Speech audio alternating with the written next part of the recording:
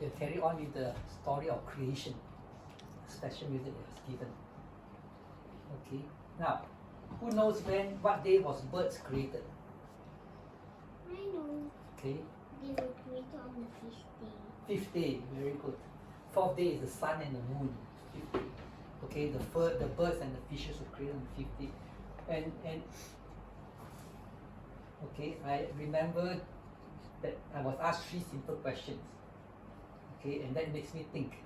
First of all, he asked, are you a scientist? Are you a Christian? Can you be a scientist and a Christian at the same time? Because when you go out to the real world, the scientist doesn't believe in creation. And therefore the scientist cannot become a Christian, that's what people think. But that is not true. If you actually look at the world of science, many scientists are now becoming Christians. Why? Because when they look at science, they can see that, hey, there must be a designer. Okay, there must be a designer. So let's look at some of these. Alright, and the best place to actually understand it is by looking at nature. Nature is God's second book. Okay, when you look at nature itself, you can actually see God inside. So that is the thing. And one of the things I enjoy is bird watching. Okay, that is something that I enjoy.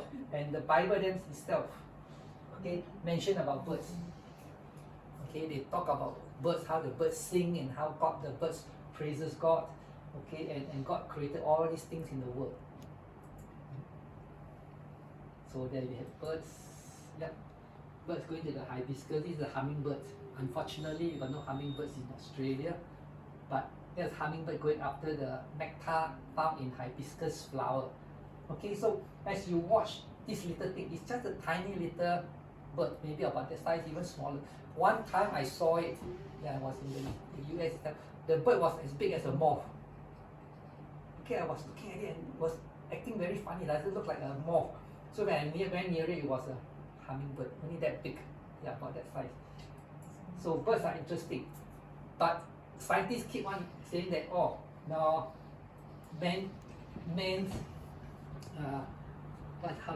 comes from apes, okay, and so you look at how nature is, you'll find that evolution is true. So this is what the people believe, okay, and it sounds very logical. First of all, they say that, oh, when they dig into the fossils, and that day they took, I think, you take a picture of the fossils? Yeah, we found some fossils over there. Okay, and then they look at the fossils and say, oh, this fossil must be very, very, very old, millions of years old. Then they have all those animals. And then they started to say that, oh, last time, long time ago, the reptiles, things like the lizard, the dinosaurs, okay, they were running around, and then slowly they changed into birds. So those evolutionists believe that birds came from reptiles. That's what they believe. Okay, and then there are the limbs now. The reptiles, they have 4 legs, 4 limbs. Then what happened? The front legs started to stretch and then become wings. Okay, and then the scales, when they cover the scales, they change into feathers. And then what happened? They decided, oh, I can fly. Okay, that's what the scientists believe. And it sounds very logical on the surface, but you think very carefully, can it be possible? Alright, you study detail. Like last week I told you that whenever you look at something, ask questions, think deeper. Don't just accept what people say. Many times people don't know what they're talking about. Okay, so I'm going to tell you a story. Okay, in this story itself, we have 2 very interesting characters. One is called Woody, and one is called Wormy. Okay, Woody and Wormy. And this is what the evolutionists believed. Okay, there's Woody and that is Wormy over there. Okay, one is like a little worm that can jump about. Okay, and so what happened is, let's look at how the reptiles got its first flight, and tell me whether you think it's possible or not. Okay. Okay. So what happened was, one day, Woody was running after a little tiny wormy. Okay, but this wormy is very fast, can jump and climb, so that Woody has to run. And every time they jump, the poor Woody will also have to jump. Okay, so you see them jumping. So as they started to jump and as they started to go on, guess what? That Woody started to change and actually can fly. Okay, and then when they can fly, they can go further, and of course they will actually go and catch that little wormy. Do you think it's possible? Do you think that when you run, you jump, you can fly? Hey, yesterday you jump on the trampoline. So what Yeah, if you changed? jump on a trampoline one of these days, and then what happened? You can fly. Do you think that is possible? No. Of course not. You're smart, but the scientists think so. So what happened was this dinosaur thinks the scientists must be correct. So what happened? They chase after that little worm, okay, that can fly, and then what happened to them? They fly, then they fly, they jump, what happened? They land down and they kill themselves. Okay? So it's just a story. Dinosaurs cannot run, and then become a bird. Okay, so that story is not true, and they'll give more information later on. But that is what happened. But how do the scientists explain then, if the reptiles turn into birds, then why are there still reptiles around? Yep, there's something else. Okay, some of the reptiles decided not to change because they're satisfied with what they have. Got like that one. Yeah, But the You've dinosaurs got a should be choice the- to decide what you want to be. Dinosaurs Yeah. should be the most satisfied because they are the top of the predator. Why should they change into a bird? yeah, that's right. Especially the They got Tyrannosaurus. I The love one, yeah, the kings. T-Rex. King T-Rex. of the Yeah, the reptiles, kings. right? Yeah, the king. That's why if they are the king, why should they? The reason why they have to change is because of several reasons. One of them is food. If they run out of food, they will have to change. That's what the scientists say. Or if the climate change and they want to survive, they want food. And that is why dinosaurs died, because the weather change, becomes cold, they got no feather to keep them warm, and so they died. That's So what that's they why they believe. have to have feather. Let's go back to our story. Okay. So I have another woody over here. What is that? A bird. Yeah, what is that? Woodpecker. Woodpecker, right. I'm going to use the woodpecker as an example and then show you that woodpeckers are not something that come accidentally from the dinosaurs. Okay? They actually are designed. God has purposely make it in such a way that they are woodpeckers. Yes. Just like their meat from eggs. Sorry? Their meat from eggs. They They come make from from Okay, they came from eggs. Yep. Okay, and if you actually study the egg itself, again you find it cannot be possible to come from a reptile. It had to come from eggs, and the eggs are special too.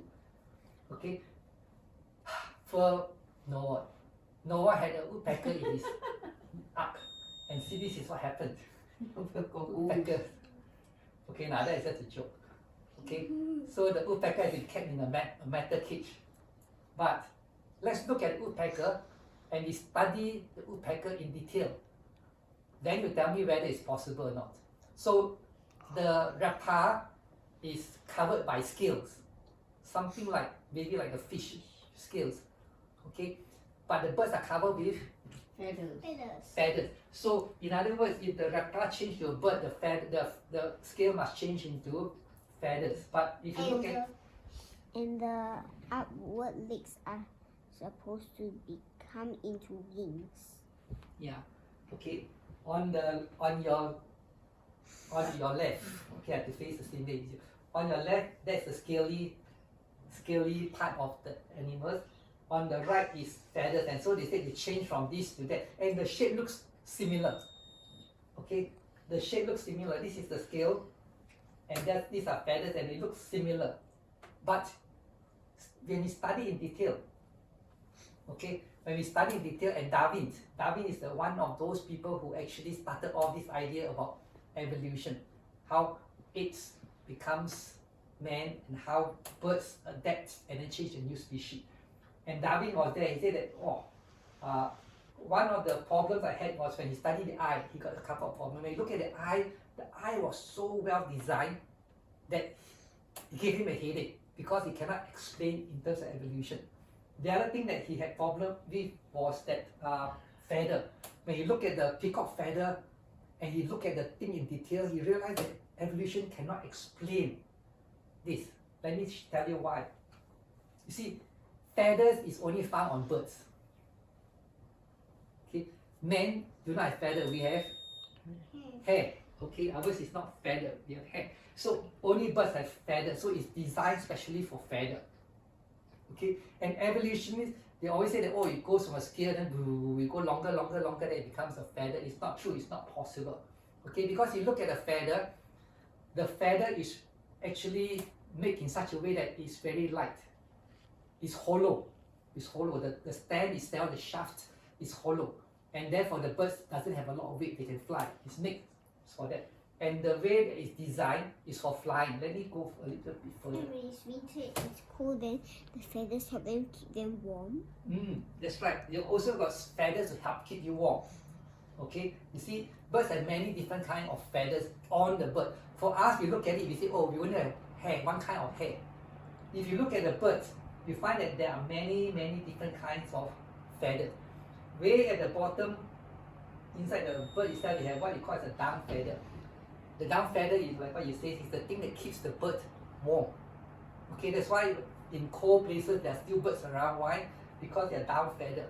And men, you know what man does? They collect all these down feather and make into pillows and mattresses to keep them warm. Okay, so birds have feathers to keep them warm. They have feathers to, you see this feather here is specially made so that they can cut through the air, they can fly through the air. Okay, so there are many different feathers that they need. It's not only one kind. And therefore we know that feathers have to be specially designed for birds. Okay, because there's so many different kinds of feathers. How many kinds of scales do we have? Only one. Okay, and if you look at the structure, okay, this is under a microscope. You see the feather is very nice and streamlined, right? Looks something like this. But when you go in detail, let me go a little bit in detail. Okay, when you look into detail, you look deeper in, you find that this is the feather. If you look further into the feather itself, you can see many tiny lines over there. And if you look at this line, actually it's not just line. There are pairs of hooks like this. Okay, the hook is made in such a way that when they interlock, the feathers will all hold together. And that's why when you look at the feather, if you rub it the right way, they all fold together very nicely because all these barbs, all these hooks hold all together, so it's very nice. Okay, so that when the birds fly, the air will just go by, or when the rain drop on it, it just flow off. And each of these little barbs actually have even tinier barbs, and they hold the feathers together.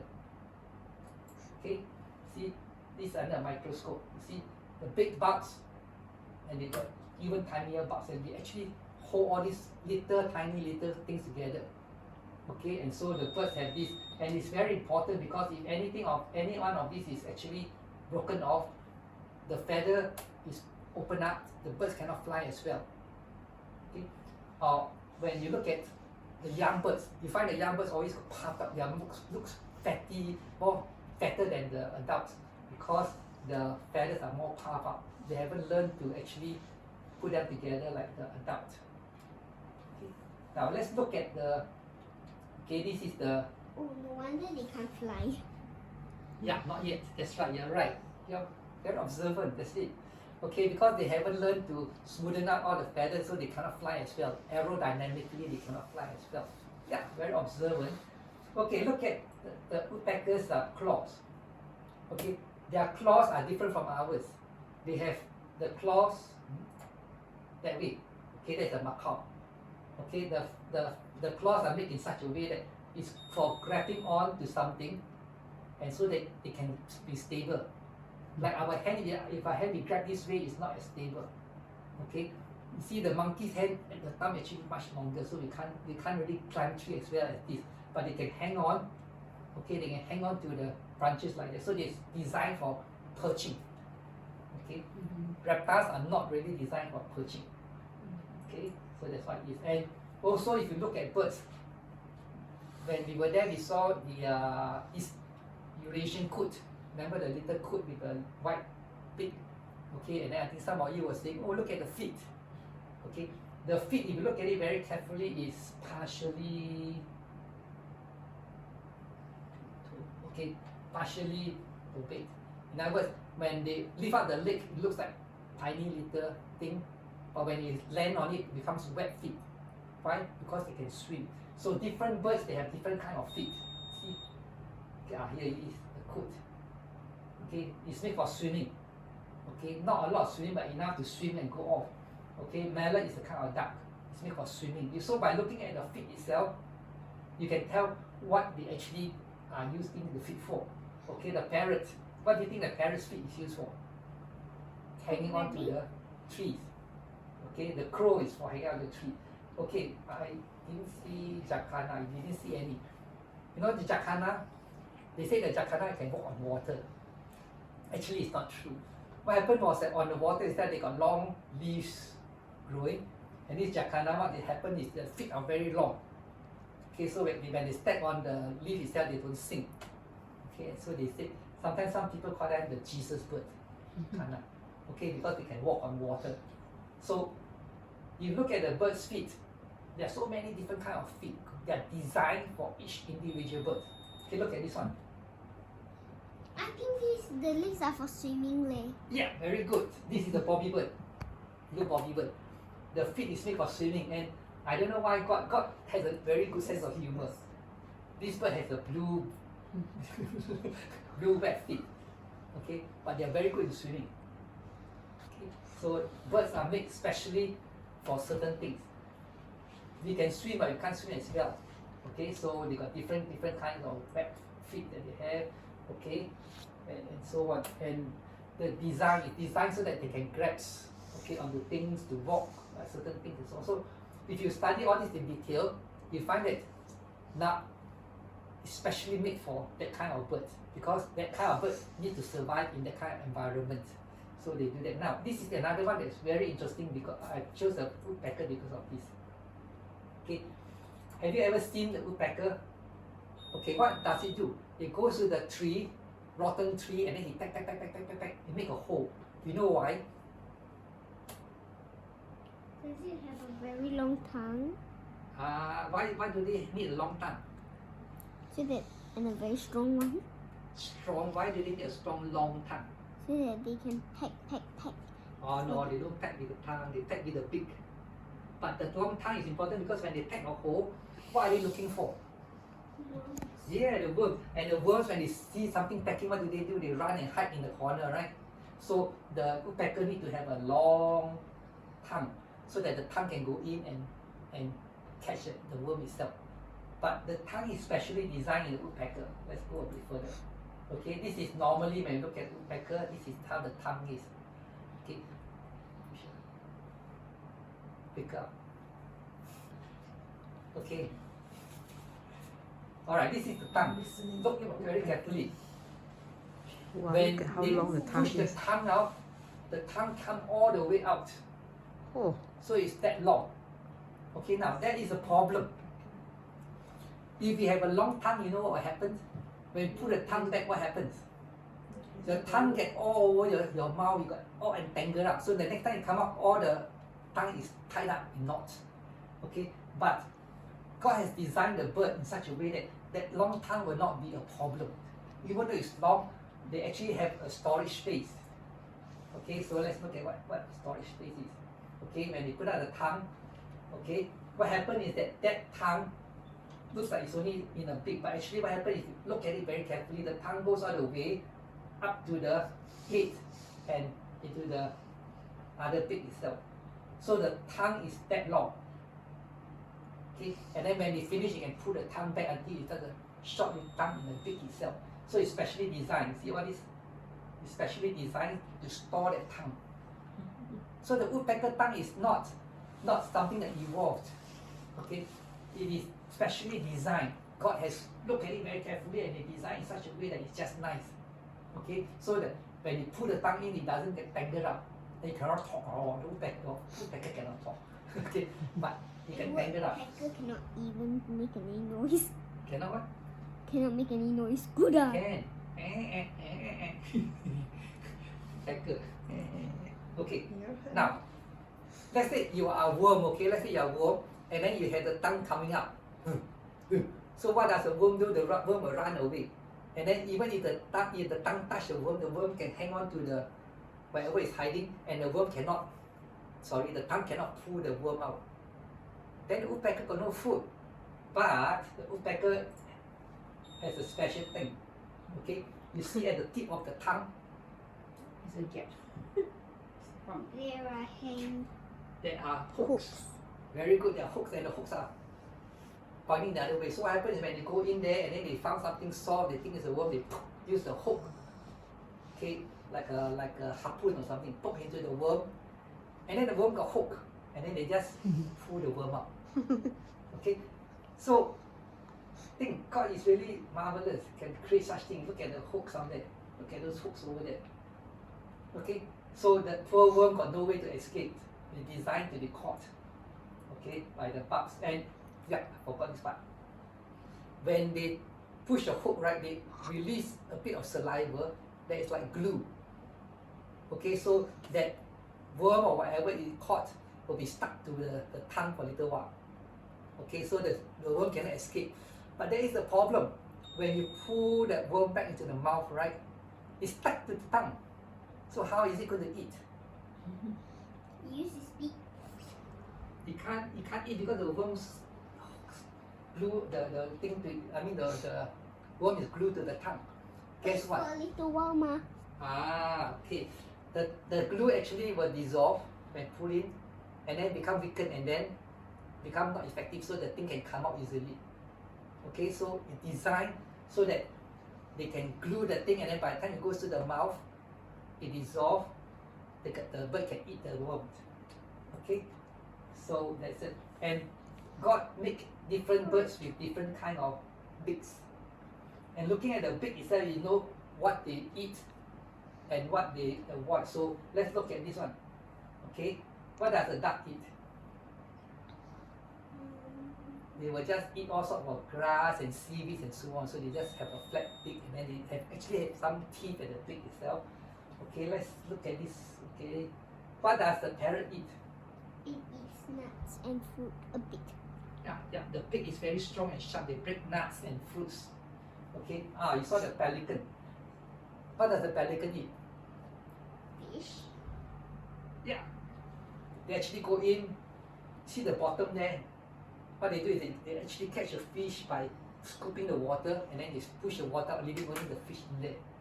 Then they will actually throw the fish, and they sorted the fish in the right direction. So by looking at the beak itself, you know what kind of food they will eat. This is an interesting bird, spoonbill. Okay, it looks like it eat worms, so they go under the mud and so on. They just push, and then when they sense a worm, they will catch it. Okay, so their beak is made for different things. Okay, eagle, look at this hook here. It's for tearing the meat. Pelican for eating, scooping up the water and the fish. This one is for eating tiny little things, for eating seeds and so on. Okay, so again, they are designed, okay, for different kind of food. They eat specialized food. Now, another thing, have you ever knocked your head against a wall? Pain, yeah. Not only that, if you knock hard enough, what happens is your brains is floating in your skull. So when you knock hard enough, the brain will smash against your skull. I thought there's some liquid inside too. Yeah, there is some liquid, but when you hit hard enough, okay, a woodpecker can peck many times per second. So you go, your head will move and then your head might smash. Okay, so our head is not made for that kind of thing. But the woodpecker can handle it. Not only that, when you hit against the wood, a lot of sawdust will come out.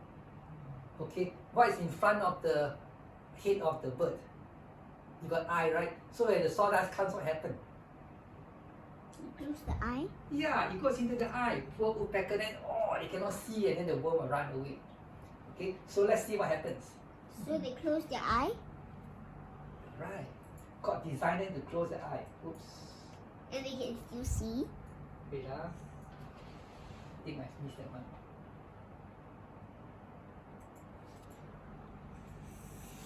Okay, let me go back. I thought I had this one. Okay, so what happened is that the head is made in such a way that the skull is compact, and then at the beak itself there is a sponge, so that when they knock it, the sponge becomes like a shock absorber, so they don't feel the full impact. Alright, that way the woodpecker won't have a headache. You can peck all you want. Okay, and the eye has a timing. The moment they peck, the eyes will shut. automatically so that the sawdust will not hit the eye. Then when it's done, it opens up again. Okay, so it's designed with the type of timer and the thing itself. Okay, and also they can fly very well. Okay, and yep, they can fly very well. How come they can fly? Because of the special design. Okay, first of all, the feather, I told you the feather is hollow and very light. Okay, and therefore they can fly. The skeletons, you know, the skeleton is what they call is porous, a lot of holes in the skeleton. And the bird actually is very, have you carried a bird before? Who are? Okay. Alright, so the what happened? Okay. And so what happened is in order for the birds to fly, they cannot have the same structure and the same weight as the reptile. They must change. Okay. The feather, the scale cannot be what it is. The feather must be very light, can float. Okay, the bones are hollow. Okay, whereas most of our bones are not hollow. You try and fly, you see what happens. Nah, you can only jump. Yeah, you can only jump because you have muscles there, but the bones will always pull you back down. But the bird is different. The bird is, the bones are all very light, okay, and very strong too. Then they have the muscular system. Okay, they have a lot of muscles and the wing itself to pull it so that they can flap. And also the heart and the respiratory system is different. Okay, so let's look at, okay, look at the bones. Yeah, over here they found that the bones is only 4.4% of the body weight. Whereas for human being, most of our weight are on the from the bones. Okay, and so to overview, you find that they are all very, very light. And not only that, you can move very easily, hip bones and so on. The birds doesn't have very good hip bones. Okay, what happened is they are all fused together. Okay, so they are not as flexible as we are. But it's fused together and make very light, so they can actually become very, very strong to fly. Okay, and then if you look at the bones, you find that the bones have cavities. Okay, it's hollow. Next time you eat a chicken bone, okay, a chicken doesn't fly very well, but it's still a lot of cavities inside there. Okay, you can look at that. All right. Okay. You eat chicken, right? I eat chicken, you eat chicken. The last time I never eat chicken anymore. Oh, okay. Yep. For chicken, you eat them, they'll die. Okay, the respiratory system is different from ours. The birds, because it's flying, they need a lot of oxygen. Whereas for human, we don't really need a lot of oxygen over there. And so what happens for us, the heart is such a way that the heart will go to our body, then from the body they go around, back to the heart, then go to the lungs, and then from the lungs they go back to the heart, then they go to the brain. Okay, the circulatory system of human is very slow, not very effective. In the birds itself is different. The birds actually, the air that comes in straight away will be absorbed and then passed on to the rest of the body. Why? Because the bird needs a lot of oxygen. Okay, because when they move, they, yeah, they do. They breathe. First brain, then everything else. For birds, it goes directly, almost instantly to everything because they absorb. Okay, in our lungs itself, they got air sac to absorb the oxygen. The birds, they don't have a lung like us. They straight away absorb the oxygen and then pass it. They all split. They all split out. Yeah, in a way they split up. Yeah. Okay, for human beings. Okay, here's a picture. Can you see? Alright, so what happens is when it goes in, they will absorb in straight away and go to the different parts of the body straight away. Whereas ours, the oxygen has to go to the heart and go to the body and it go, it's a long way off. Okay, but the birds, it goes directly into the body itself. Okay. So when you look at the birds, you realize that the birds is one of God's nature, one of God's design. Okay, and if you study it, it actually amazes what they can do. Okay. Shall I continue? Yes. Yes. Don't fall asleep. Okay, this one is another interesting bird that we found in Australia, the brush turkey. And this bird here looks like a turkey, but it has the world's most sensitive thermometer in the beak. Okay, So let's look at the bush turkey. When it is almost springtime, the male will go and dig a hole, then they cover with rubbish. They cover with rubbish. Yeah, you know why rubbish? Because rubbish will decompose. When decompose, they will give off heat. So they will first of all dig a hole, then they throw rubbish in, and then on top they pile sand, make it into a mound. Okay. Then after that, what they do is they go and mate. They go look for a female. Then they come over here and then they lay the egg, and then the female run off. The female leave the male to take care of the egg. And what is interesting is the male actually, okay, this is how it looks like. See, they dig a hole, put the egg in there, and they pound, they put rubbish on top first, and then they put leaves and all those on top here, cover up. And then the bird will go there. Okay, and the father bird is very interesting in that the father bird will go back to the nest every day to check. Okay, let me see. Okay, not yet. Okay, the father will go back and check. The temperature must be exactly a particular temperature. If it's too hot or too cold, the eggs will die. So what the father go is that they use the beak and then they touch the ground and then they tell the temperature, oh, it is too cold. What does he do? They turn around and they kick some more mud and not mud, dust and leaves onto the mound to keep it warm. Then certain times the ground is very hot. So what does the father do? The father will push away some of the leaves. Yeah, and they keep it at the exact temperature. Okay, now let's look at the egg. Okay, the egg is underground. Okay, the egg will grow up to a certain time and then they will start to hatch. Now when the baby is ready to come out, what happens is, okay, they have extra, in the beak itself there's an extra little, very hard, something like a tooth, but it's very sharp. Okay, and what it does is they will use this tooth and then they will knock against the hard shell. Okay, they'll pack a hole, crack the shell so that they can come out. So they have the little thing down there, and the little thing can only last for a short while, and the tooth-like thing will break off so you can see. So when they are born and they're ready to come out, they have a tooth down there to break the shell up. Okay, and after they break the shell, they have to come out. Now it's underground. Okay, when the underground is so dark, how do you tell what is up there and what's below? Is it because they also have a thermometer? The thermometer will tell the temperature. Okay, but they need to tell what's up and down because why? Because if they dig downwards, they go deeper and deeper and deeper, and then there's no air. What happens to the bird? It died. So the bird have to know what is up. These birds automatically, when they crack the shell, it automatically turn upwards.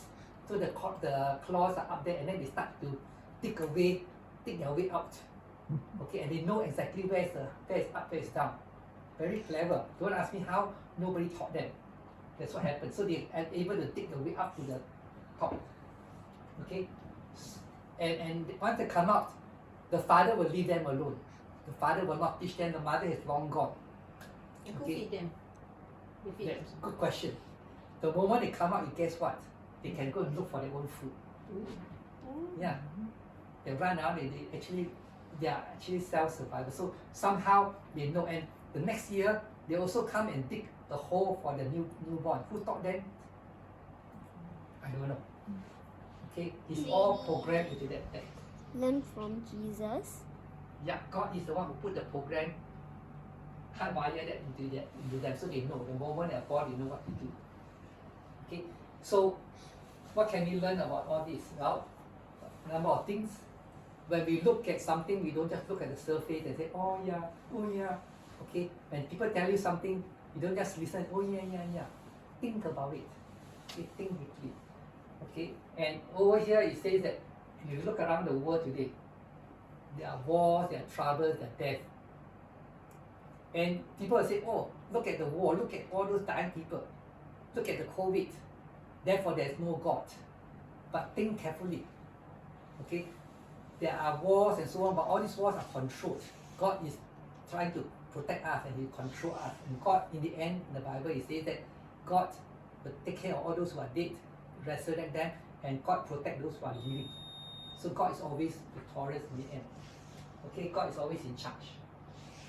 Alright? Okay. And the other thing that we learn is that we are not made from apes.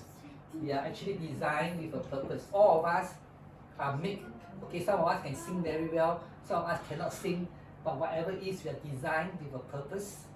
And the purpose is for us to serve and glorify God. And the best thing is that when we learn to serve God, we will live with Him forever. Ever. Okay, can I ask a question? I thought she asked. Yeah, go on. No lah, last week you say the adult don't ask question mah. Okay, okay. So this week must justify lor. It's okay. Okay. So if you can't read or you're not educated, you have no academic qualification. Yeah. Then how do you go and find about all these things that Nature doesn't need to enforce. no, I mean nature don't need lah, but we humans as we look at it, Human. how do we know all this wisdom? Google. Ellen G. White, how many years of education does she have? I mean, if you're not educated, you can't even Yeah, read. but How are you going to do it? Ellen G. White only has a few years. Doesn't have to have. Okay, when we think we must be educated to get all this information, no. All this information are not actually found in books. It's in nature. When you do gardening, you learn. Okay, you see how plants survive. Okay, plants are very interesting. You think that, oh, they drop the seed and the seed will grow up. No, the seed sometimes hibernate in the ground until the right conditions. Okay, and then they will come out. When the conditions are right, you go out to the garden here, you find different species of grass in there. At certain conditions, the grass will grow up tall and long. Certain conditions right now, like spring, winter, the grass will come as creepers. So that there's different kinds of things grow. So what we do is we go out there and we learn. We see how we observe what happens. You don't need to have books. You don't need to be educated. You don't need to have a PhD. That is the good thing about it. All we need to do is open up the senses that God has given to us, 5 senses. Okay. So we okay, if we look at nature, say, oh, we understand, we may or may not understand fully what nature Yeah. is telling us. But how do you correlate it with like what the Bible teaches you? I mean, Bible itself is a book, Yeah. and it needs you to be educated in order to be able to read the Bible. And without education, you can't read the Bible. Right? Okay, Ask Abi, in he Romans can read or not? chapter 2, okay, God look at different people different way. The Jewish people, they have the 10 commandments. They follow the 10 commandments. You don't have to study the Bible to know the 10 commandments. For other people, they look at the conscience. The Holy Spirit will actually teach you. And so that group of people, as long as they follow whatever the conscience says, okay, whatever it is, they follow those rules, God will judge them differently from this. And when you go to heaven, God doesn't judge how much you know. God judges you what you know and how much you follow. Actually, I know when I was a child, the boy, there was one Adventist lady, old lady. She cannot read, but she has a Chinese Bible. So what she does is she goes to the marketplace and then find the young people, and then say, "Hey, come, can you help me to read this?" And they make those guys read for her, and then she listens at the same time. He's actually preaching to those guys, and that's how she learned the Bible. So you don't need to reread, because the Holy Spirit will guide you. Okay, they will actually tell you what is right, what is wrong. It's inside, it's inborn. So if you're thinking that only when you can read or educated, then you can know God, then I think you are falling into fallacy. That's not how God works. I think his friend asked you how to study the Bible in detail. How to study the Bible? How to Well, understand. like I said, when you look at the Bible, of course we are lucky we can read the Bible. But for people who cannot, you have to use other ways, or even look at nature. Nature tells you that there is a wonderful God. And so what happens is when you start seeking the God, okay, what's the book of education? It says this: all truth leads to God. So it's not necessarily that you must study from the thing. Any truth that is there will direct you towards God. Nature, if you study nature, you will find that there is something that tells you that, hey, look, this is creation. How God takes care of us. We take care of the plant, God takes care. So you don't have to go through the Bible. But the advantage is that when you go through the Bible, you find more truth. Then you know about Jesus. So education is a tool that we can use to bring us help us search more, but not necessarily there. You remember the conversation yesterday when you were talking about a designer in the car, right? that everything we see is so wonderful in nature, and that there must be a designer. Yeah. And somebody said, that's my brother, he said, yeah, there are many gods. Yeah, you believe in a god, but there can be many gods, you know, that does all these things. Whereas in what we learn is that in Christianity there is only one God who is the creator and designer of all. But there are people who believe that, oh yeah, all God, you know, some do this, some do that. Just like everybody has got a different function, you know. They certain God do this, certain God do that, just like human beings like that. Yeah, and your brother is very educated. Yeah. I mean, that's right. For an educated person, you say that. It's And harder. how about those people who has no education, you know, and they also follow what they see, they observe what they want, you know, and they also so Yeah, but the point is this, that it's not education that helps you to be close to God. So that is one thing that to remember. You're not educated, but if you are willing to seek for the truth, God will reveal it to you one way or another. I have heard of a lot of stories, like for example, back in the jungle, those people are not educated.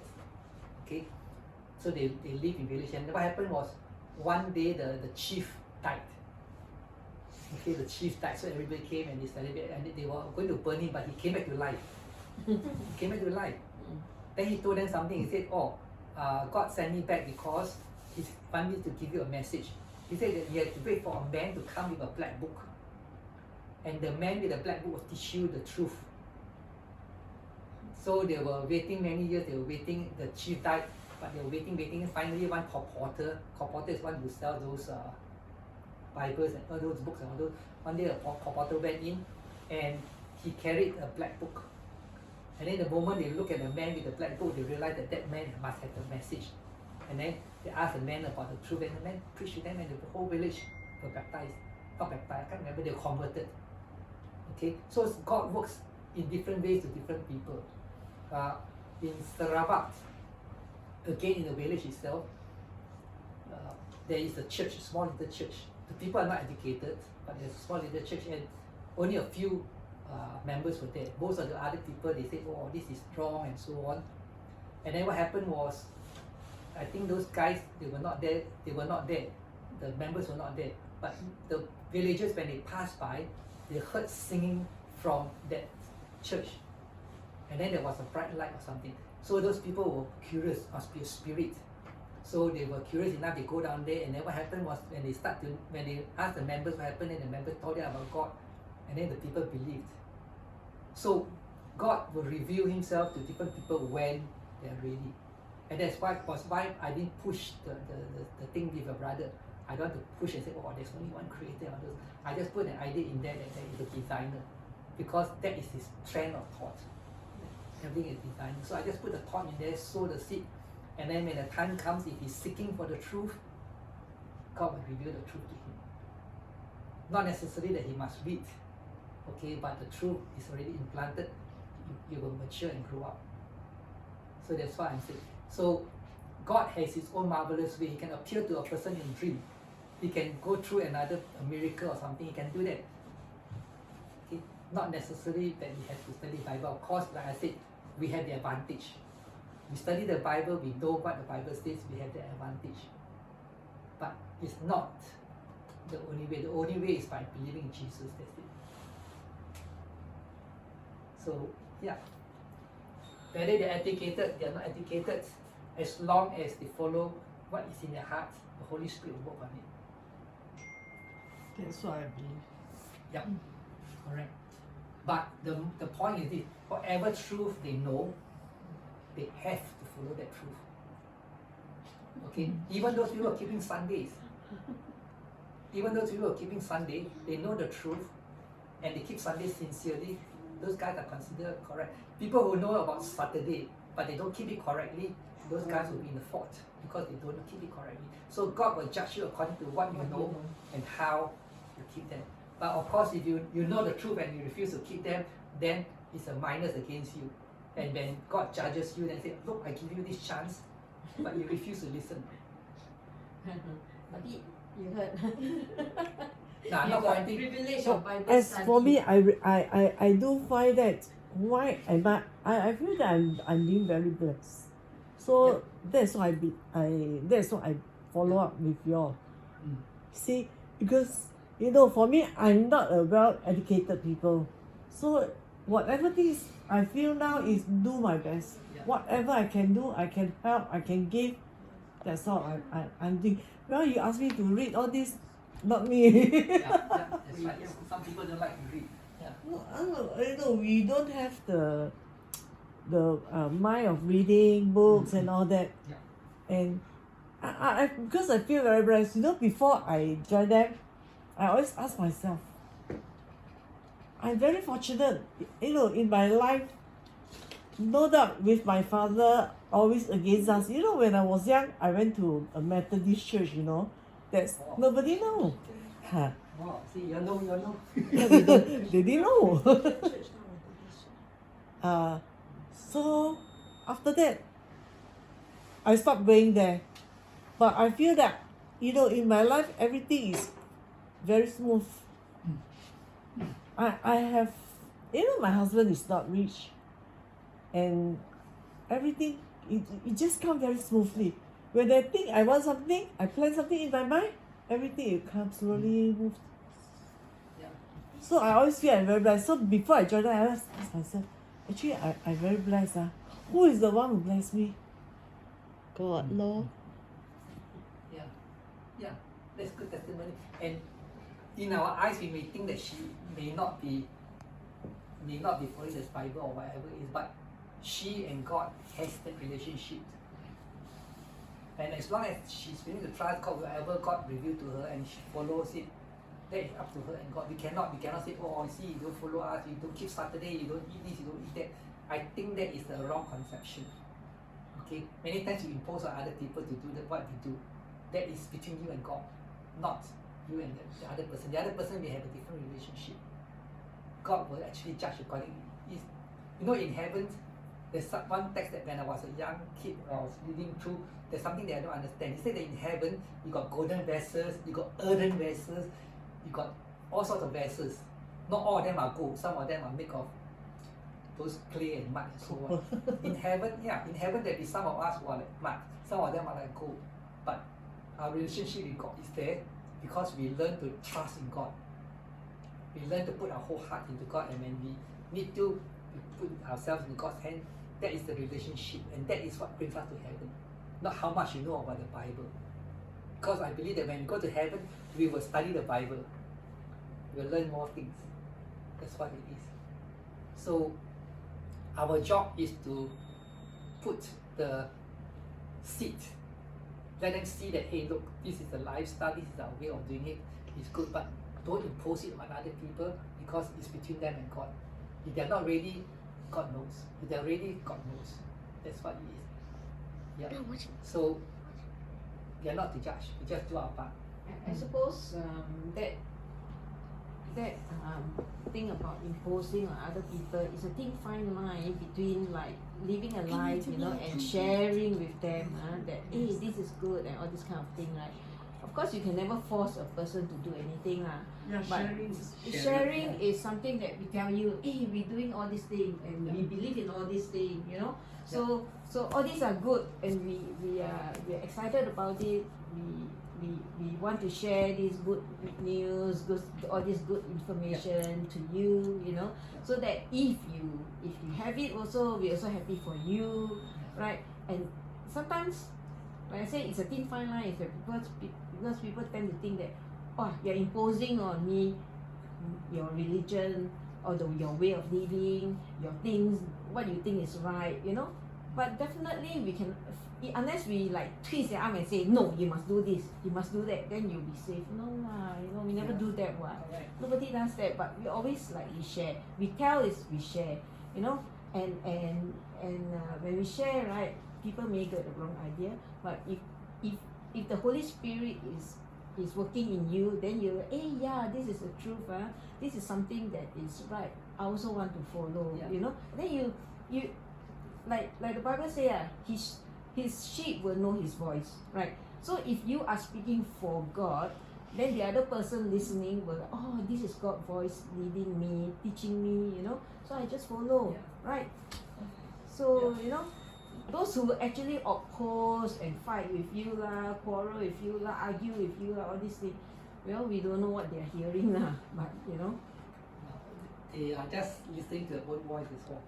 So sometimes Satan will work that way to them. But like what you say, that's witnessing. You don't have to keep telling them, oh, this is what you just live the lifestyle, that's witnessing.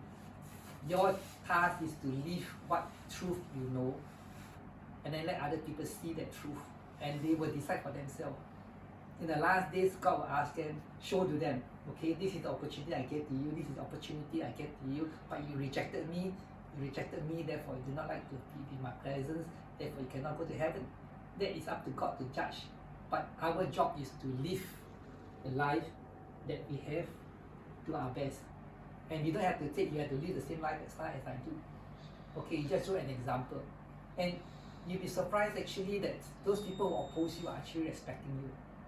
I know in my life, I've gone through a lot of experience. Like, you know, when I was in the army, I was up in headquarters, but they sent me down to the company line. And so when I went to the company line, of course, I did what I can. The company line, the boys are real army guys. You know what they do? Every word that come out, every third word that come out is a kind of word. Yeah. They use that, every few words is vulgar. Then when I went to the office itself, all the boys were there and they're all mechanics and all those electricians and all those stuff. And the words that come out was like that. Like that's words. So, but I just take it, I just work with them, I just make friends with them, I talk with them. And then what happened was, one day one of the boys came and said, Weng, that time I was a sergeant, said, Sergeant Leong, let's make a challenge. I said, what kind of challenge you want? Okay, usually we play carom, that kind of challenge. I thought it was that. I said, no. He said, we have this box here, and anyone in the office, whenever they use a vulgar word, they put 50 cents inside. And I said, oh, sure, no problem. I said, okay, go ahead. They are trying to trap me. I know those guys are watching me. But then I just go on as normal. I just live my life, live their life. And then the bin was always full. Because those guys catch each other and use vulgar words, it's full. Then one day they came to me and said, Sarge, don't want the idea anymore already. I said, why? It's good. Look at it, you can buy food. Then I said, no. I said, you never even give us a single cent. But what I noticed was this. Those guys who are, especially those in the office with me, they don't use, when I'm around at least, they never use any vulgar words anymore. Okay, so at first they oppose, but after a while they look at you, they respect you, they follow you. That's what it should be.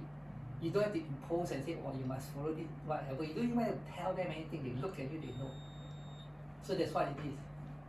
The whole camp, they know I'm the Seventh-day Adventist. Okay, I didn't even say a word. The Bible says, let your light shine so that you may glorify and honor God, right? Yeah, but the light is simply because I'm reflecting, not my real light. You just be what God towards you. Yeah. So there's a lot of people, they actually, in the army, I have been like sabotaged by lots of people. People wrote in, like one of the pay, got nothing to do with them. He wrote in to MINDEF, asked them to cut my pay because I don't work on Saturday. I didn't know about it. Only later on, then someone came and told me, said, you know that paid sergeant, this is what they do. But they can't do anything. MINDEF came back and says, no, pay them as normal. See, they sabotage you, they try to do things like that. Jealous or whatever lah. But the main thing is that just learn to trust and let God take care of everything. You don't have to worry about anything. Just like nature. Have you ever seen a bird walking around and say, what should I do next? Oh, wait, what can I eat? You never see that. Nature will just do whatever they can with whatever they have. If it's too cold, get up together, go south or go north, whatever it is. That's what we should learn. Just let God take care of everything. Yeah. We do our best, God do the rest. Yeah. So, yeah, any questions? Yeah, sorry, turn into an adult discussion. But that's what it is. Okay, who's closing prayer? Who's closing song? Closing prayer. Okay. Yeah. Thank you, Lord, for today having, and Lord, thank you that you have given us such a wonderful time in home church, and help us, Lord, so that we'll also be kind and loving and generous like you. In Jesus' name, amen. Amen. Wee wee toilet break.